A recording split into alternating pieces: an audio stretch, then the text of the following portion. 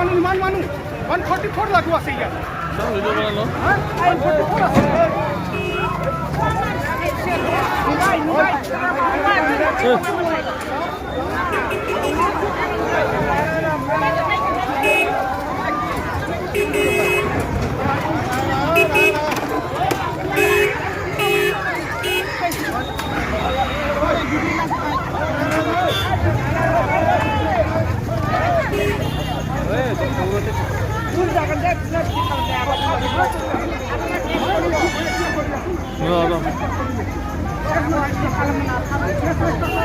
মই ঘটনাটো আৰম্ভণিটো দেখা নাই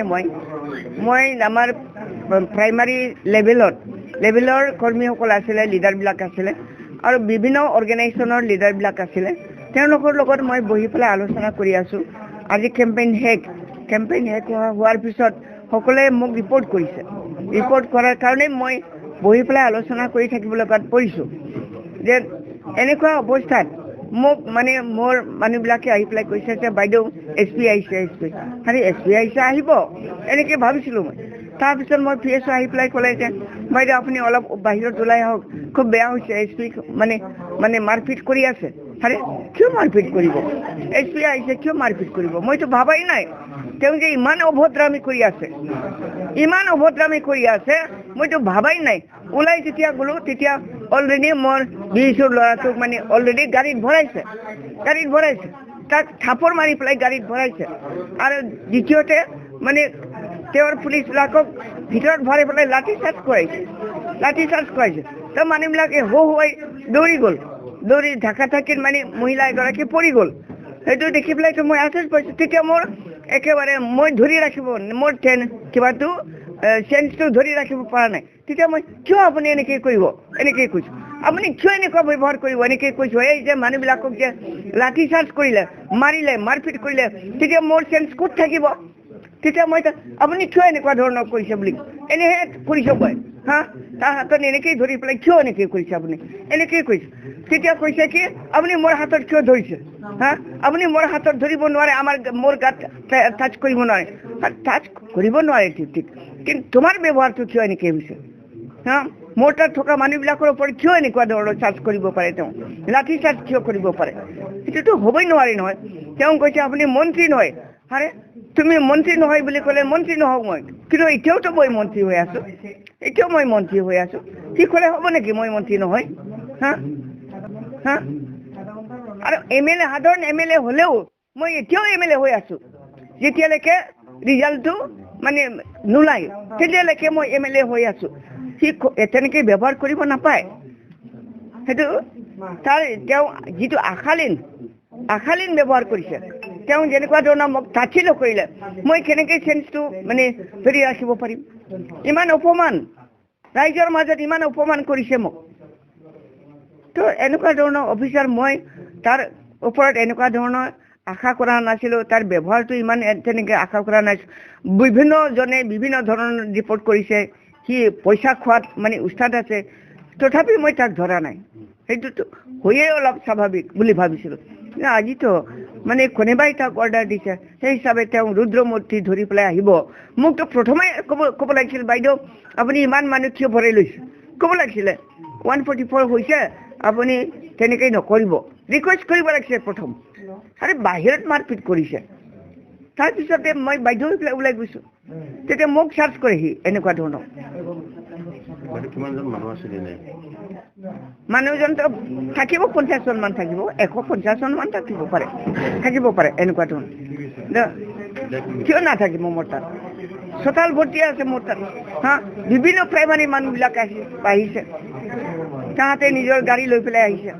নিজে গাড়ী লৈ পেলাই ৰিপৰ্ট কৰিছে কাৰণ অহাকালি কেম্পেইন নাই সেইকাৰণে ৰিপৰ্ট দিব আহিছে ফিল্ডত মানে কেম্পেইন চলি আছিলে মানে কেম্পেইন শেষ কৰাৰ পিছত সকলোৱে আহিছে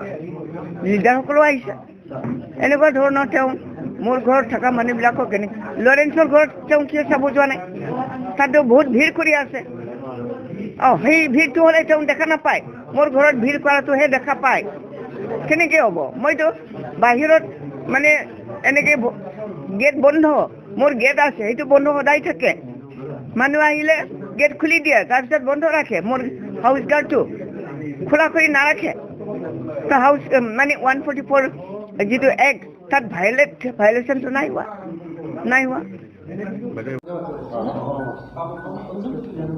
ৰাতে 9টা বজাত আমি পেট্ৰোলিং কৰি থকা টাইমত এটা খবৰ পাইছিলোঁ কি মিনিষ্টাৰ শ্ৰীমতী প্ৰমীলা ৰাণী ব্ৰহ্মৰ ঘৰত বহুত মানুহ গোট খাইছে আৰু তাত কিবা টকা বিলোৱাৰ কিবা এটা খবৰ পাইছোঁ। খবৰ পোৱাৰ লগে লগে আমি পেট্ৰলিঙত আছিলোঁ। মই নিজে স্পটত গ'লোঁ, চালোঁ কি মোৰ দেন 1000 পিপল তাত গ্যাদাৰ হৈ আছিলে আৰু লগতে আমি ক্ৰাউডক বুজাইছিলোঁ কি এতিয়া 144 লাগু আছে, 5জন মানুহকে বেছি থাকিব নোৱাৰে আৰু 48 আৱাৰ্ছৰ আগত কোনো কেম্পেইন হ'ব নালাগে আৰু 5জনকে বেছি মানুহ ক'তো থাকিব নালাগে উইদাউট এনি পাৰপাছ। বুজোৱাৰ পাছত মানুহবিলাক যিটো আছে ডিছপাৰ্চ হোৱা আৰম্ভ হৈছে। ইতিমধ্যে মিনিষ্টাৰ ঘৰৰ পৰা ওলাই আমাৰ কামত বাধা দিছে। তেখেতৰ 2জন মানুহ যি আছে আমাৰ কামত বাধা দিছে, আমাৰ মানুহৰ লগত মিছবিহেভ কৰিছে। লগতে লগালগে আমাৰ এজন বাহিৰৰ পৰা অহা IPS প্ৰবেশনাৰ তেখেতৰ গাঁতত হাত দিছে, ধাক্কা দিছে আৰু লেনিয়াৰ্ড যিটো আছে টানি তেখেতক পুছ কৰিছে। গতিকে এইটো ঘটনাৰ কাৰণে যিটো আছে আমি লফুল একশ্যন সুনিশ্চিত কৰি আছোঁ। PSO এজন মানুহ আছিলে, এই আমাৰ কামত যি আছে বাধা দিছিলে, সেইকাৰণে তাক যিটো আছে আমি এতিয়া ইণ্টাৰগেশ্যনৰ কাৰণে থানাত আনিছোঁ। লগতে এজন আৰু মানুহ আছিলে, এইটো আমাৰ কামত বাধা দিছিলে লফুল কামত, তো তাকো থানাত অনা হৈছে। কেঅটিক চিটুৱেশ্যন হৈছে, আমি এইটো কৰিব পৰা নাই, ক্ৰাউড তেতিয়ালৈকে ডিছপাৰ্চ হৈ গৈছে, এইটো টাইম পোৱা নাই আমি। মিনিষ্টাৰ PSO এজন মানুহ আছিলে, এই আমাৰ কামত যি আছে বাধা দিছিলে, সেইকাৰণে তাক যিটো আছে আমি এতিয়া ইণ্টাৰগেশ্যনৰ কাৰণে থানাত আনিছোঁ। লগতে এজন আৰু মানুহ আছিলে, এইটো আমাৰ কামত বাধা দিছিলে লফুল কামত, তো তাকো থানাত অনা হৈছে। আমাৰ টকা বিলোৱা দেখিছিলে তাত আমি এইটো কেঅটিক চিটুৱেশ্যন হৈছে, আমি এইটো কৰিব পৰা নাই, ক্ৰাউড তেতিয়ালৈকে ডিছপাৰ্চ হৈ গৈছে, এইটো টাইম পোৱা নাই আমি। স্যাৰ মন্ত্ৰী যে ডিছপাৰ্চ হৈছে, মোৰ লগত গোটেই ভিডিঅ' আছে, আমাৰ মানুহ গোটেই ভিডিঅ' কৰিছে, আমাৰ লগত গোটেই এভিডেন্স আছে,